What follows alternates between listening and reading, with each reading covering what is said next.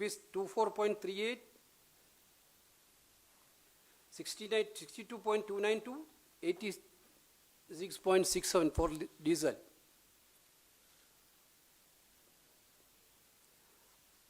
On top of the back-breaking price rise and inflation, levels of unbearable unemployment and loss of jobs has made lives miserable to the common persons. 14 crore jobs were lost during the COVID period alone. Crores of daily wages and salaried class have faced up to 30% salary cut. Unemployment rate is still at time high of 8-9%. During 10 years of Congress government, pulled 27 crore Indians out of the poverty line. Over the last 2 years, Modi government has pushed back 23 crore fellow Indians below the poverty line. This is as per the latest report of Asim Premji University. The government periodic labor force survey has further highlighted the pitiable condition by pointing out that the farmers in India can earn on an average of rupees 27 per day, even below the Manrega wages. 22 out of 36 states and union territory has run out of Manrega funds, and an additional rupees 50,000 crores for budgeted outlay is needed, which Modi government is refusing to provide. All this is adding to the woes of the people. During the course of this, that is why we are planning a Jan Jagran Abhiyan from November 14, Panditji's birthday, to 29th November. Actually, this is the 15 days massive campaign all over the country. The party workers will reach out to maximum number of people all across the country and create awareness on the bad handling of economy by Modi government and the resulting price rise. Congress leaders and workers shall undertake a week-long Padayatra between 14 November and 29 November 2021 with 9 halts in the village, towns, cities of their mass contact area. Padayatra will begin every morning with a Prabhat Pheri from 6-7 a.m. followed by Sramadan, preferably in a weaker section neighborhood areas. Each Padayatri will wear a Gandhi cap for the purpose of identification. Instead of public meetings, small group meetings shall be held to communicate nuances of inflation, its adverse effects of everyday lives of the common people. Along with this, AICC training department is being organized for state level trainers from 12 to 15 November 2021 in Sevagram, Wardha, Maharashtra. There is a 4-day training camp all over India. Our delegates from different states are attending that training camp. Wardha, Maharashtra, from 12th to 15th.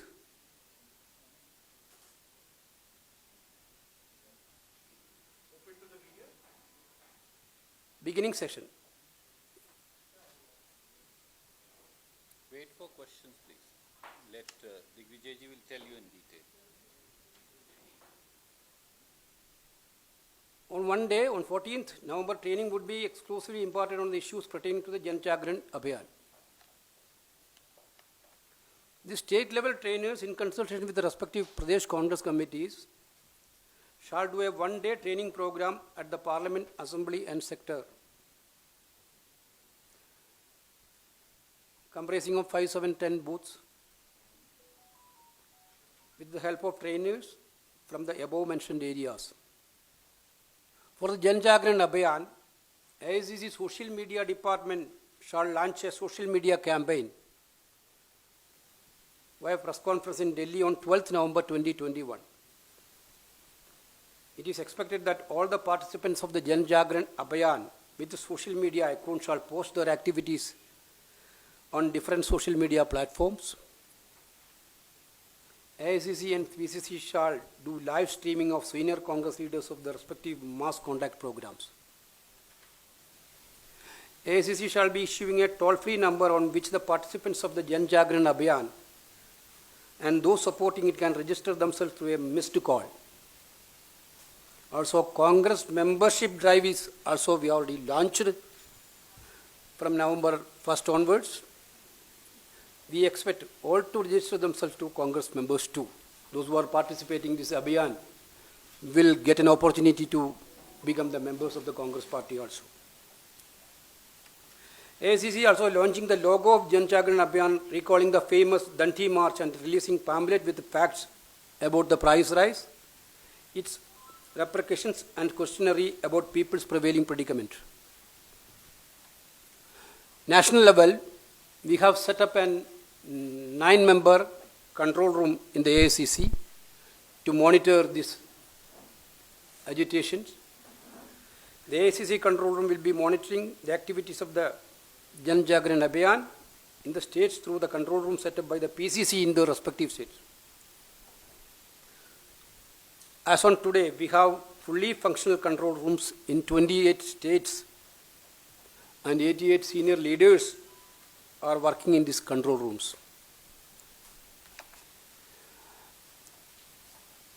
This is going to be one of the massive agitational program we are going to do. I think Parliament session is also going to start on 29th onwards. This pain of the common people due to the price rise will reflect the proceedings of the Parliament also. Thank you. Thank you, sir. I would now request Shri Digvijay Singh जी कि वो आपको इस बारे में विस्तृत जानकारी देंगे. बहुत बहुत धन्यवाद रणदीप जी, धन्यवाद वेणुगोपाल जी. आदरणीय साथियों, हमारी समिति के सभी सदस्यों की ओर से मैं माननीय कांग्रेस प्रेसिडेंट श्रीमती सोनिया गांधी जी का आभारी हूँ, CWC का आभारी हूँ, जिन्होंने हमारे इस कार्यक्रम को स्वीकृति प्रदान की. और हम लोगों का ये उद्देश्य है कि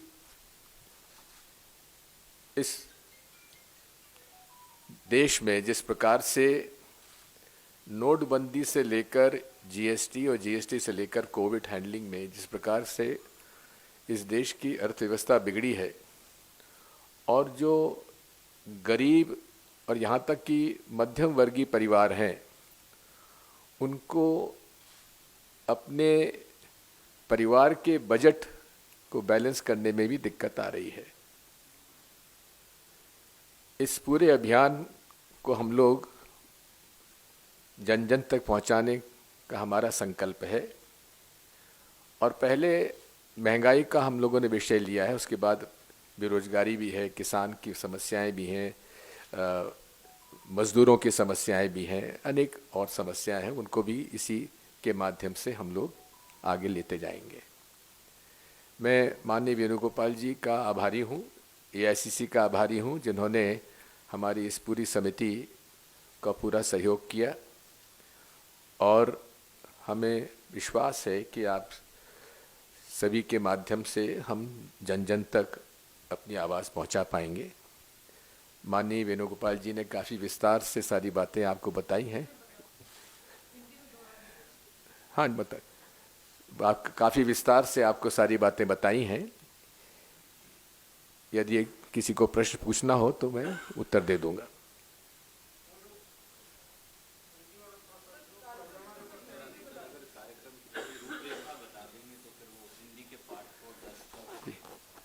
कार्यक्रम की रूपरेखा इस प्रकार से है.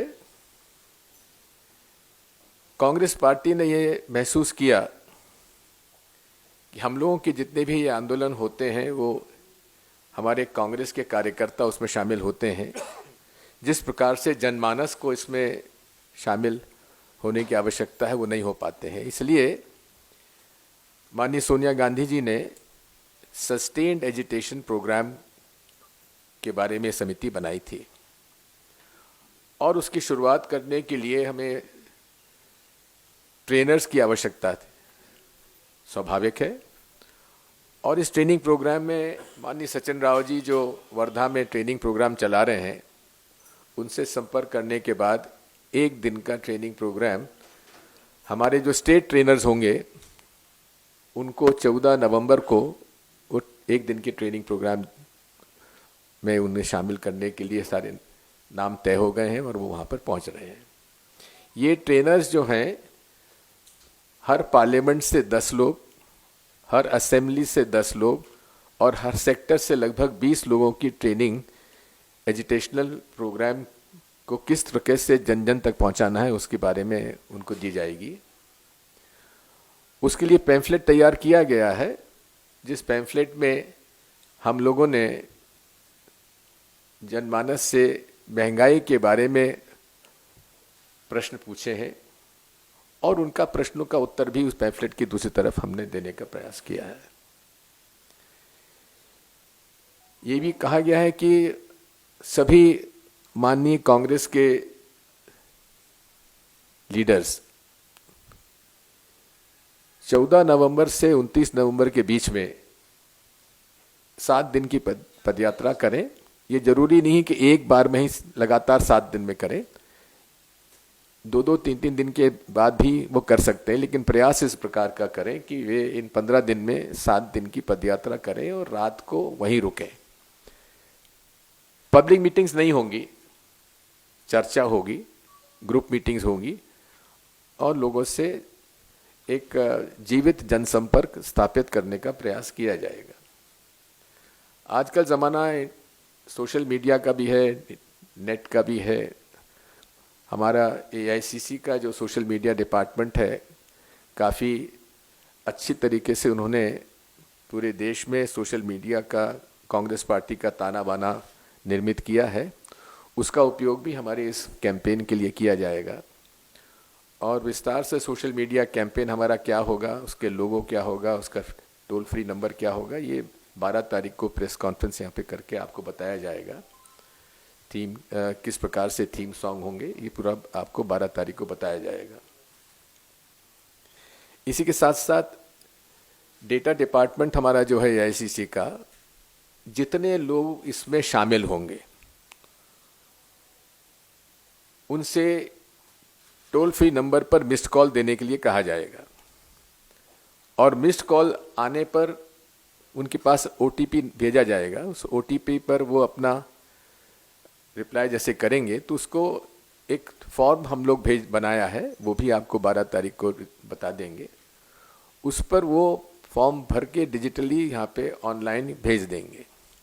डेटा डिपार्टमेंट के पास 2 तरह के लोगों की बात आएगी। एक तो जो लोग स्वयं शामिल हो रहे हैं इसके अंदर, दूसरा जो इसका शामिल तो नहीं हो लेकिन समर्थन करते हैं, उसको यहाँ कंपाइल किया जाएगा और कंपाइल करने के बाद उसकी सूचना प्रदेश कांग्रेस कमेटीज को दी जाएगी। जो अपने निचले स्तर पर ट्रेनर्स हैं, जिला कांग्रेस है, ब्लॉक कांग्रेस है, उनको वेरिफिकेशन के लिए वो भेज दिए जाएंगे। साथ में ये भी है कि सोशल मीडिया डिपार्टमेंट जो है, हमारे सीनियर लीडर्स के जो फेसबुक पर हैं, इंस्टाग्राम पर हैं, ट्विटर पर हैं, लाइव स्ट्रीमिंग के लिए भी हम लोग इसमें प्रस्तावना हमने की है। तो इस प्रकार से कांग्रेस के बड़े से बड़े नेता से लेकर छोटे कार्यकर्ताओं को एकजुट होकर हमें जनमानस के बीच में जाने की आवश्यकता है और हम लोग सीनियर लीडर्स से, जो स्टेट के लीडर्स हैं, उनसे ये अनुरोध कर रहे हैं कि वो 7 दिन हर जिले में एक दिन का वो अगर पदयात्रा करें तो उससे एक पूरे प्रदेश में इस प्रकार का एक संपर्क भी स्थापित होता है और हमारे कांग्रेस कार्यकर्ताओं का उत्साहवर्धन भी होता है। तो मूल रूप से एक मोटे तौर पर मैंने आपको इसका स्वरूप बताया है। कोई प्रश्न होंगे तो हम उत्तर देंगे। 15 दिन लगातार आपने कहा कि केसीजी ने कहा कि मैसिव प्रदर्शन आपका रहेगा, बड़े पैमाने पर जन जागरण है। राहुल गांधी, प्रियंका गांधी भी कहीं शामिल होंगे इस जन जागरण यात्रा के दौरान? ये They will be the part of this agitation. कहाँ शामिल होंगे? That we will inform you. We will inform you in the due course. Any other question? अन्य राजनीतिक दलों से भी आप बात करेंगे या सिर्फ कांग्रेस पार्टी का ही अभियान होगा पूरी तरह से? जैसे विपक्ष के और party This is Congress Party's agitational program, which has been discussed in the CWC and approved by the CWC.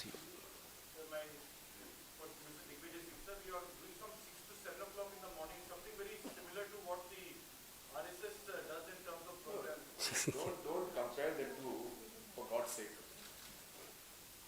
So you also said there would be the image would be related to Dandi March. Can you please elaborate on that? Pardon? Digvijay ji replied Dandi March. Yeah. Can you please elaborate? No, that is the logo. The logo depicts the Dandi March because Mahatma Gandhi led the Dandi March against the tax on salt, which hit every household. Similarly, increase in the prices of gas cylinder has hit every household.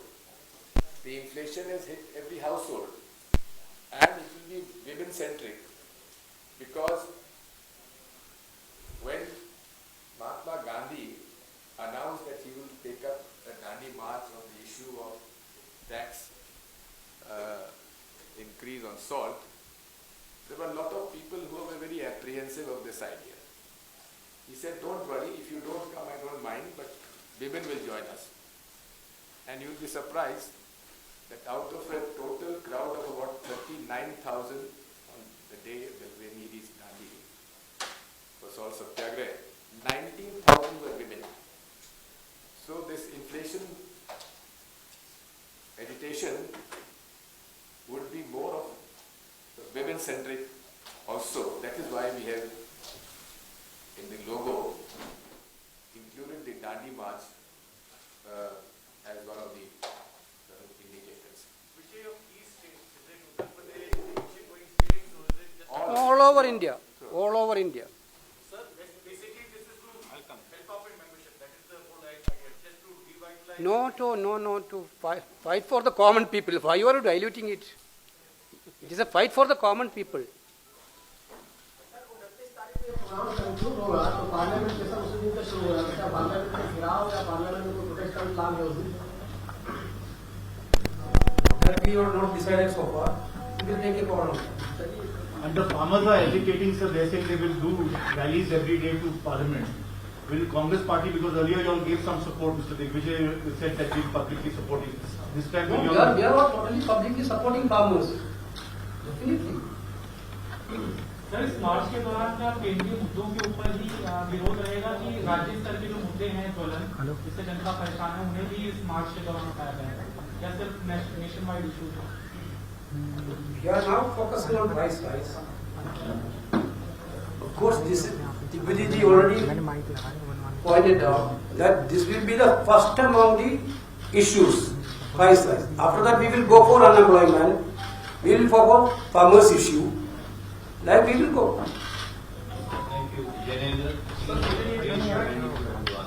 जो Congress ruled state है उनमें भी किस तरह से आप लोग इस कार्यक्रम को चलाएंगे? और सवाल ये भी है कि पेट्रोल डीजल के दाम पर सरकारों ने कम किया, आप लोगों की तरफ से बात सुन लीजिए सवाल। जो चुनावी राज्य है पंजाब, वहाँ तो कम हो गया, लेकिन राजस्थान में अभी तक किसी भी प्रकार का कदम नहीं उठाया गया है।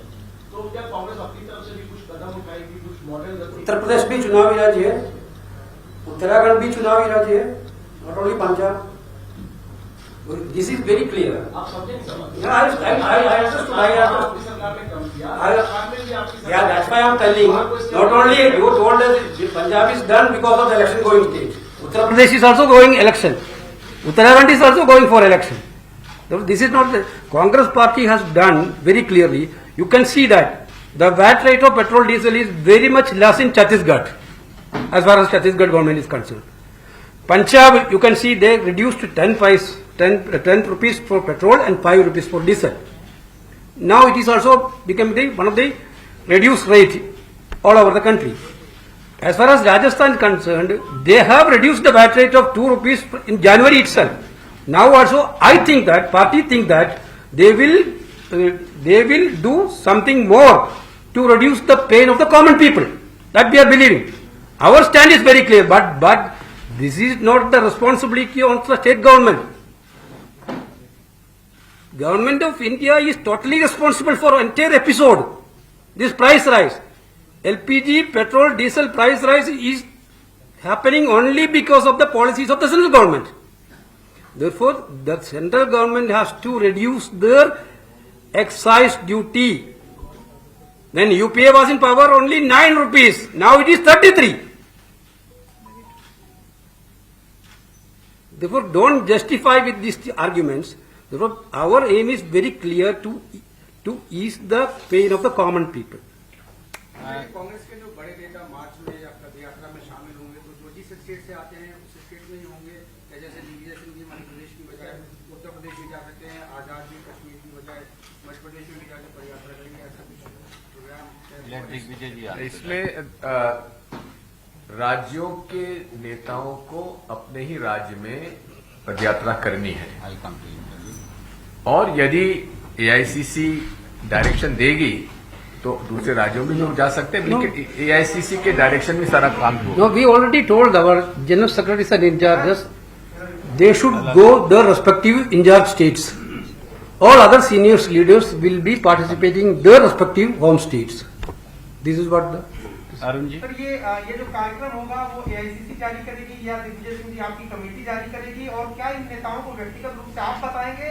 G23 के नेताओं तक भी आप लोग पहुंचेंगे, उनको भेजेंगे फिर? Let me take that. Arun ji, आपकी भावना के लिए धन्यवाद। मुझे मालूम है कि आप चाहते हैं कि कांग्रेस संगठित, सम्मिलित, सशक्त रहे, और क्योंकि एक सशक्त कांग्रेस ही देश के लिए जरूरी है। आपने शायद पूरी बात सुनी नहीं, या तो वेणुगोपाल जी की और दिग्विजय जी की, या शायद आपका ध्यान टेलीफोन में था, मैं देख रहा था उस समय, क्योंकि उन्होंने बाकायदा ये कहा कि कांग्रेस कार्य समिति ने ये कार्यक्रम अप्रूव किया है, और कांग्रेस कार्य समिति हमारी highest policy decision making body है। ये कांग्रेस पार्टी का कार्यक्रम है। अखिल भारतीय कांग्रेस कमेटी के संगठन महासचिव द्वारा आदरणीय दिग्विजय जी और समिति के सम्मानित सदस्यों से व्यापक चर्चा के बाद ये कार्यक्रम जारी किया गया है, और प्रेस विज्ञप्ति जो हिंदी और अंग्रेजी में हम आपको दे रहे हैं उसमें इसकी तफसील शामिल है। और जैनेन्द्र जी, मैं केवल आपके सवाल में एक और जोड़ना चाहूंगा। शायद हम ये भूल जाते हैं सारे मित्र कि पेट्रोल और डीजल में 85% कंपोनेंट केंद्रीय एक्साइज का है।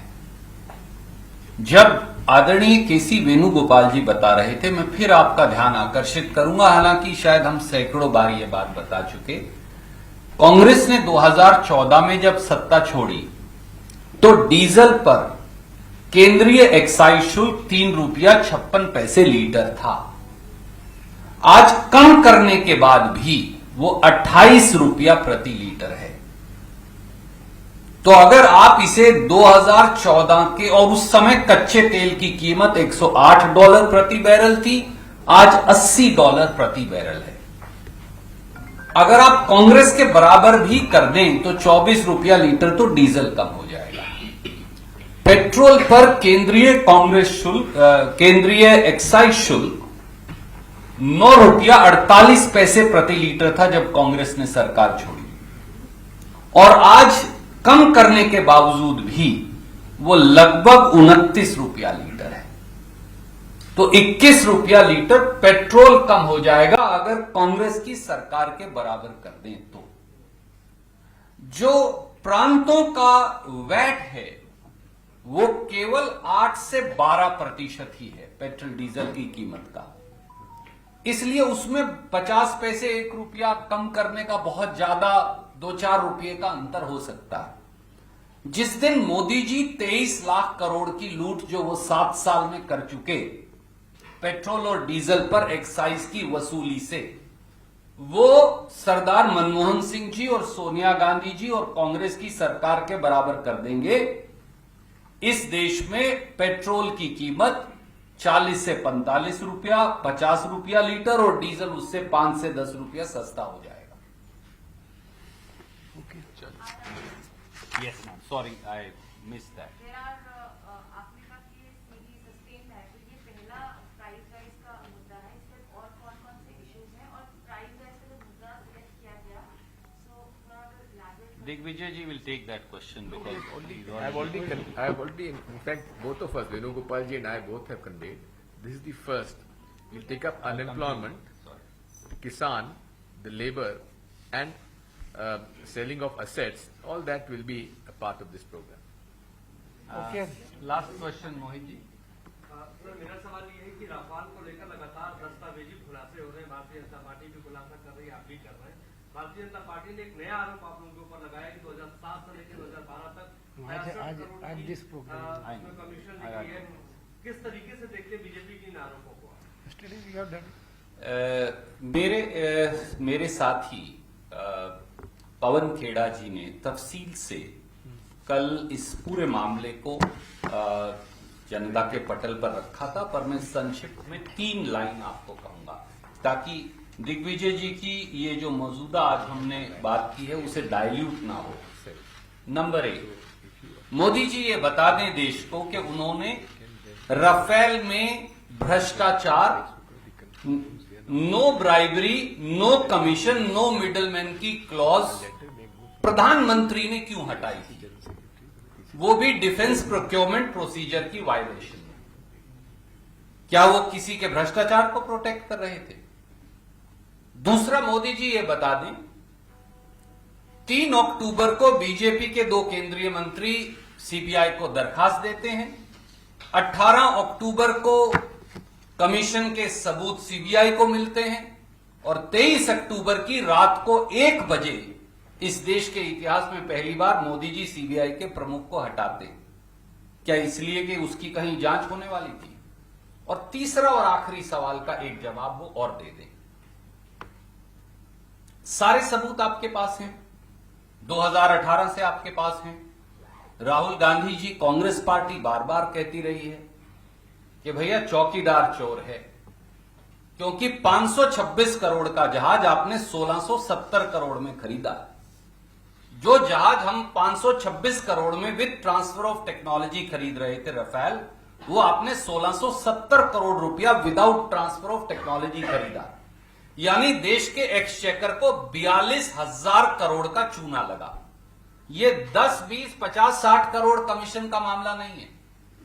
किसने कमीशन खाया, किसने लिया, किसने दिया, ये तो मालूम है। लिया किसने सरकार में, तो उसका नाम तो जांच से ही पता चलेगा।